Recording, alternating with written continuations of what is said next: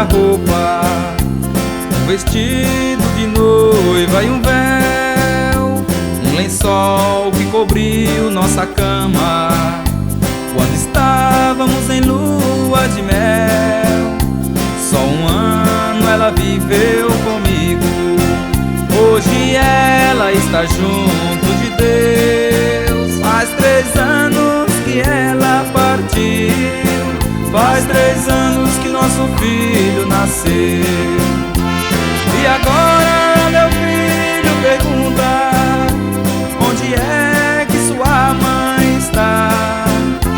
Não consigo dizer a verdade, respondo que ela logo vai voltar. Hoje ele faz aniversário e olhando ele me diz assim: papai, vou soprar a velhinha,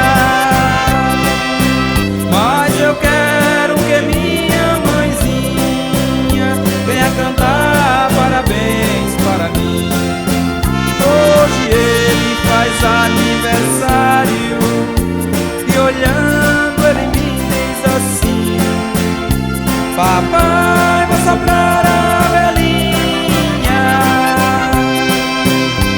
mas quero que minha mãezinha venha cantar parabéns para mim.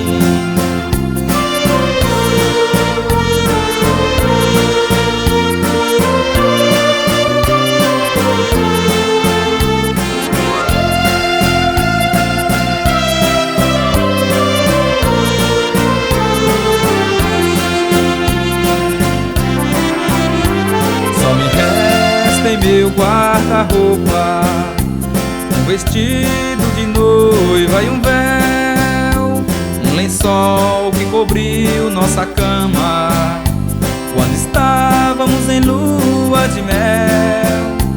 Só um ano ela viveu comigo, hoje ela está junto de Deus. Faz 3 anos que ela partiu, faz 3 anos que nosso filho nasceu. E agora meu filho pergunta: onde é que sua mãe está? Não consigo dizer a verdade, respondo que ela logo vai voltar. Hoje ele faz aniversário e olhando ele me diz assim: papai, vou soprar a velhinha, mas eu quero que minha mãezinha venha cantar parabéns para mim. Hoje ele faz aniversário e olhando ele me diz assim: papai, vou soprar a velhinha,